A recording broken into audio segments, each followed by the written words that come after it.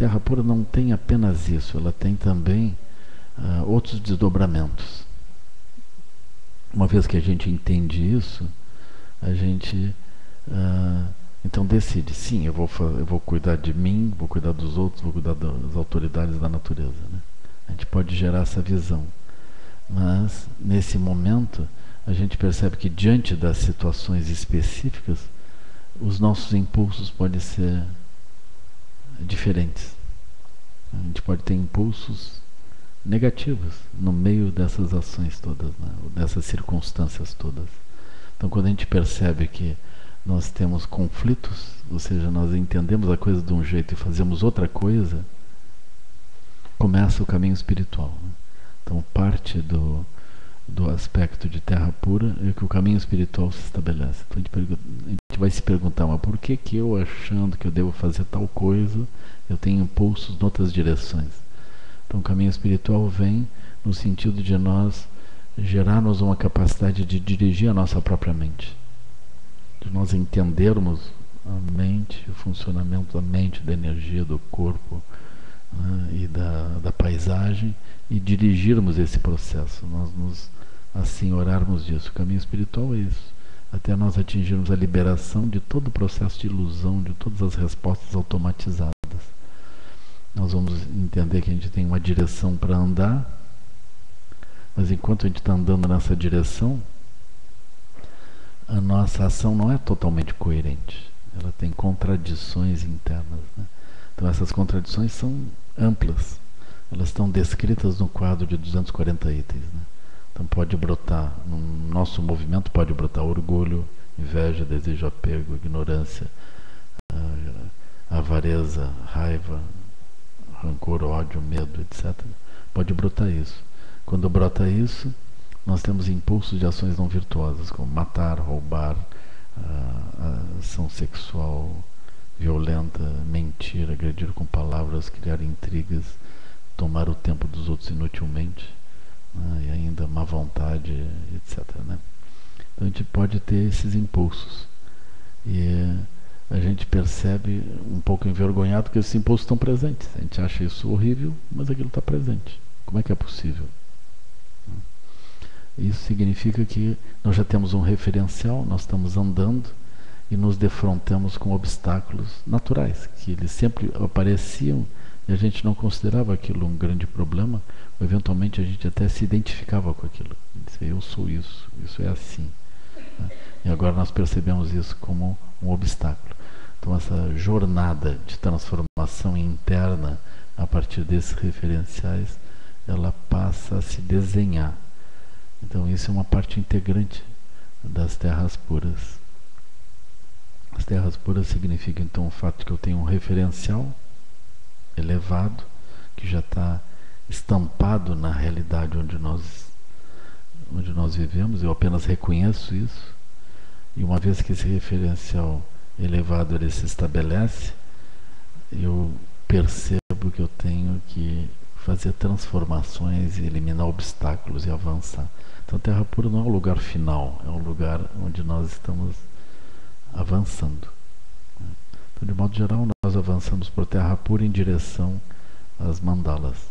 As mandalas é quando a visão se estabelece totalmente e nós temos um alinhamento da visão, da operação da mente, da energia e do corpo. Está tudo alinhado, operando de forma não traumática, não tensa, de forma fluida e sem conflitos. Então essa é a experiência da mandala, né? A mandala, ela pode ser mandala de várias formas de inteligência. Cada uma delas parece totalmente abrangente e já integrada à realidade desde sempre. Essa é uma experiência da mandala, né?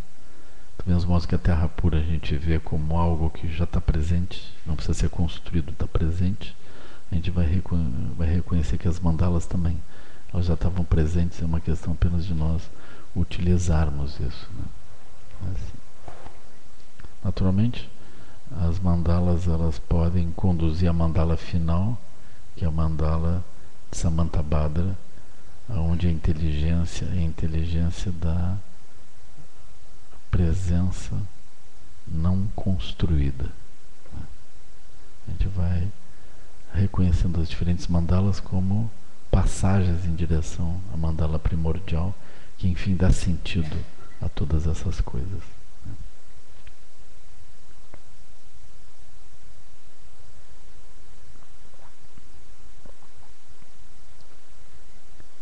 Então nós estamos indo assim.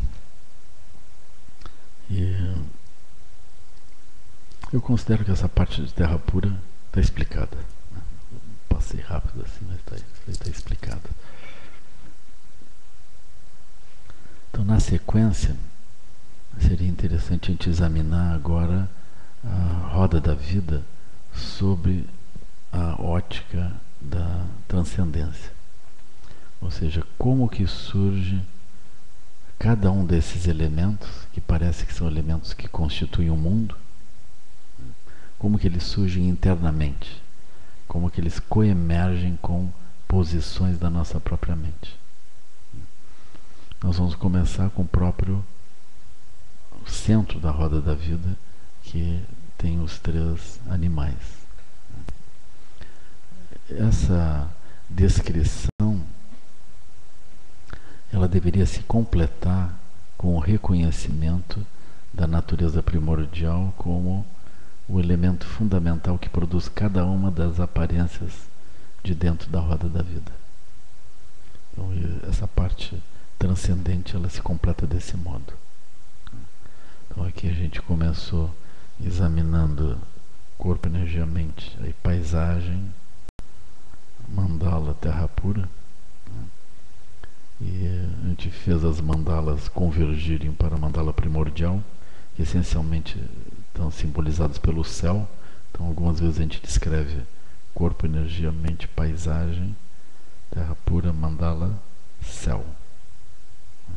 Então olha todos esses elementos como presentes, disponíveis e atuantes. Aí tem esse ponto do céu. E aqui, quando a gente entrar na roda da vida, nesse aspecto transcendente, esse aspecto só vai se completar quando a gente conseguir compreender que cada aspecto representa esse céu. Ele está conectado diretamente com corpo, energia, mente, paisagem, a terra pura, mandala, céu. O céu é o aspecto da mandala de Samantabhadra, que enfim é a geradora de todas essas aparências. A gente precisaria entender então a roda da vida como inseparável disso, né?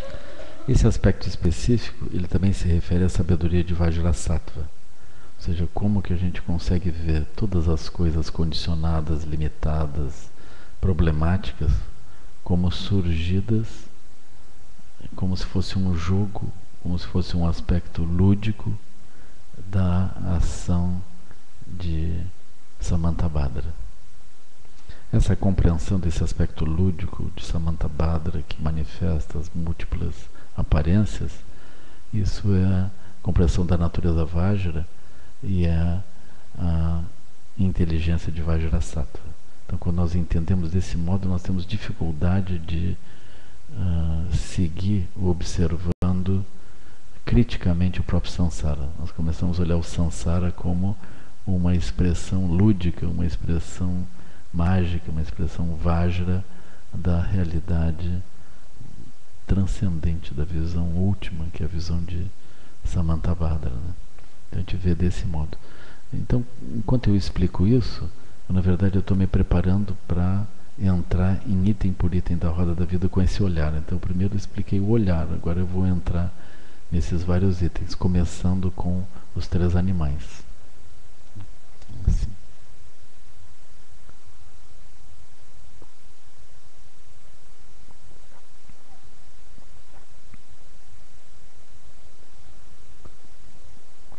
A gente tem javali, galo e cobra. O javali vai surgir como a nossa identidade. Se nós temos uma compreensão dessa identidade ou não, a identidade está operando, não importa. O aspecto interessante disso É assim, nós não temos uma identidade. Nós podemos manifestar vários javalis. Eu acho que todos nós entendemos isso, né? A gente está no nosso local de trabalho, a gente não vai conversar sobre os filhos ou sobre a vida familiar ou qualquer outra coisa, né? As pessoas não querem isso de nós. Elas querem que a gente fale sobre o trabalho, sobre as coisas dali. Elas não querem que a gente tenha um comportamento afetivo, que abrace uns aos outros, que pegue os outros no colo, né? Eles querem que a gente apresente um certo resultado. Então surge essa noção de que as nossas identidades, elas não são propriamente nossas. Elas são linguagens de relação. Então eu vou deixar essa expressão assim ampla por enquanto, assim, depois nós precisamos aprofundar isso. Esse tema das identidades como espaços pré-existentes que eu passo a ocupar é um tema muito grave, muito sério. Ele, por exemplo, é um tema dominante na conexão dessa abordagem psicológica com a educação. Que, de modo geral, está implícito em todo o processo de educação que eu estou formando pessoas para ocuparem espaços específicos que estão previstos no mundo. Assim, então eu vou prever, de modo geral, eu poderia imaginar que eu vou formar profissionais para ocuparem certos postos que estão disponíveis. Assim, vou formar gente para isso. Mas, na verdade, não formo gente, eu formo javalis, eu formo identidades parciais. A pessoa pode se confundir com aquilo, né? Mas ela não é aquilo. Então, o processo de educação, ele dominado por isso, ele termina se restringindo a uma ação na qual, em vez da gente buscar como um escultor, ele buscar a forma que está ali dentro, ele, na verdade, ele não está buscando a forma que está ali dentro, ele começa a compor uma forma de acordo com uma necessidade. Então nós vamos formar pessoas. Por isso que surge também a expressão recursos humanos, que é uma expressão talvez infeliz, né? Uma expressão muito honesta, né? As pessoas são vistas como recursos, do mesmo modo que pedras, minério, petróleo, energia dos ventos, ou seja o que for. A gente olha como recursos para obter um certo resultado, né? Então nós olhamos as pessoas desse modo. Nós podemos pensar que as pessoas são consumidores também. Então quem está querendo vender alguma coisa pensa as pessoas como consumidores. Quem está querendo produzir alguma coisa vê as pessoas como recursos, né, que é necessário então burilar, arrumar até que eles possam ocupar os lugares. Então nós temos, por exemplo, nesse caso, nós temos uma visão econômica, né? Mas nós podemos ter outras visões. A gente pode ter uma visão militar. Então eles são recursos para o recrutamento de soldados. Essencialmente, sempre tem pessoas com um olhar específico abrindo postos para alguma coisa. E a gente aspira que as pessoas se ajustem àquilo. Então, as identidades, elas não são apenas alguma coisa que brota de dentro da pessoa. Elas são formas de relação com a coletividade ou com setores de uma coletividade ou de mentes que vão operar ao redor. E de um modo ou de outro, todos os processos de educação, eles estão referidos a estruturas coletivas onde a gente imagina que a gente está formando aquelas crianças para ocupar um espaço dentro daquilo. Então isso é muito importante. Naturalmente, aí também surgem os conflitos, né? Porque a pessoa ela vai ser colocada numa posição, aí ela fica ali uma semana e já sente as contradições do processo. Assim. Ela não cabe dentro daquele lugar onde botaram ela, né? Mesmo que a pessoa tenha aspirado aquilo. Então é natural que surjam essas contradições entre as imagens que a pessoa possa ter de si mesma ou simplesmente as respostas automatizadas que ela mesma produz sem saber e os lugares onde a pessoa foi colocada, né? Que ela deveria então fazer certas coisas, ela não consegue cumprir aquilo, né? Por isso a gente vai pensar, a educação deveria treinar essa pessoa, formar essa pessoa para que ela ocupe isso. Então aqui de saída, quando nós olhamos os javalis, a gente deveria entender que esses javalis eles são autossurgidos, mas eles estão sempre ligados a possibilidades ao redor. Muitos e muitos conflitos surgem desse modo. As tensões entre o nosso movimento, a nossa autoimagem e o espaço que está disponível para nós ocuparmos. Como?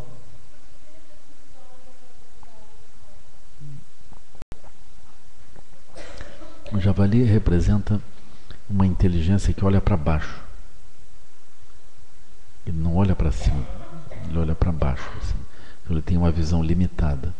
Isso seria um análogo àquela noção que eu estava utilizando aqui no início dos nossos encontros, aquela noção de que nós estamos num navio que está afundando. Aí a pessoa vai para dentro da cabine, fecha aquilo direito, põe uma música, liga o ar-condicionado e diz, eu estou bem.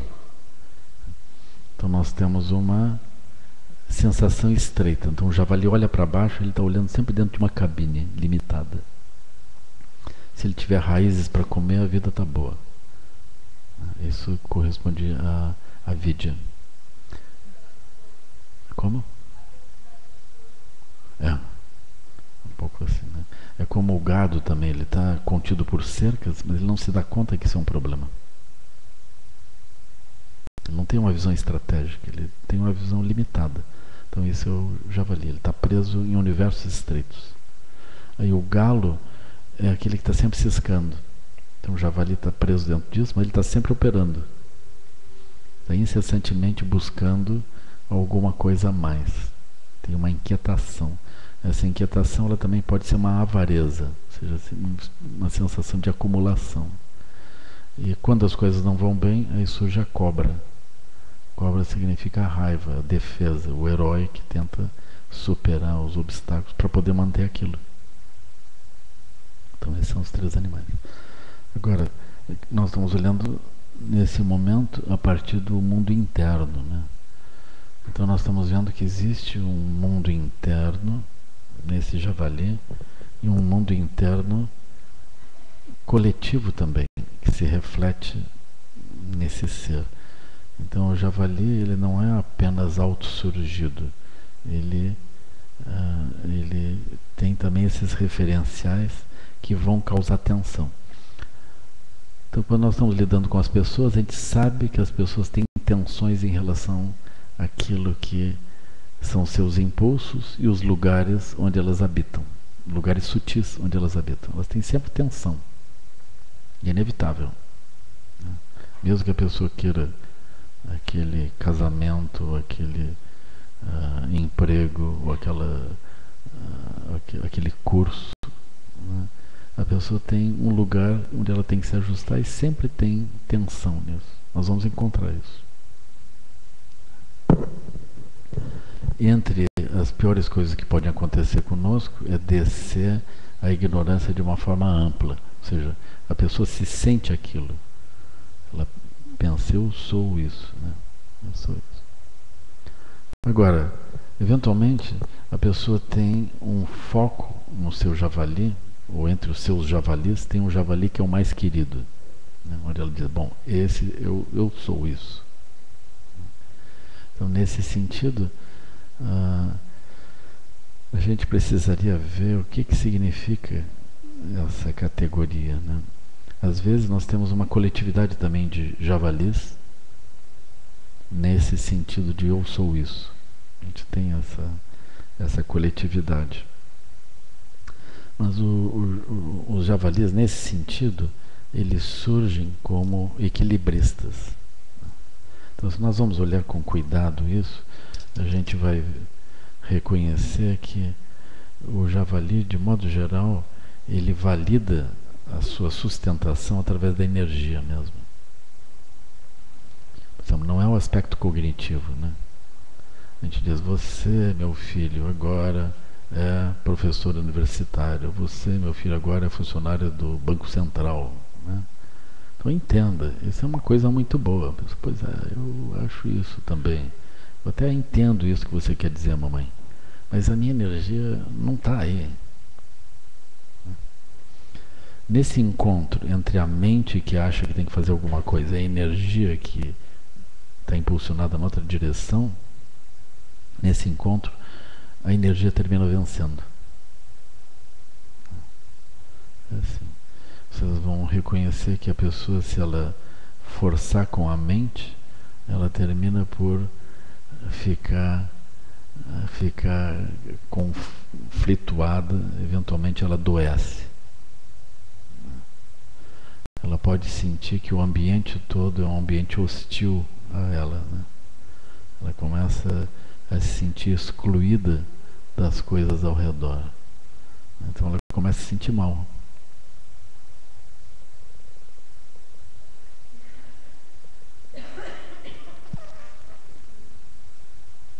Não estou vendo nada.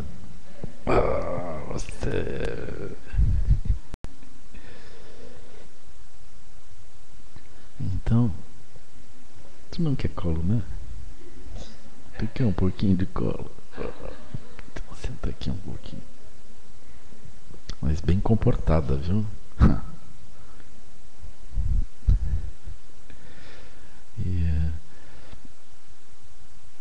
Então surge esse javali. O aspecto sutil do javali é esse eixo que está ligado à energia, né? Então nós vamos perceber esse aspecto da energia sendo o diferencial. Se a energia está brilhando, a gente se sente bem naquele lugar.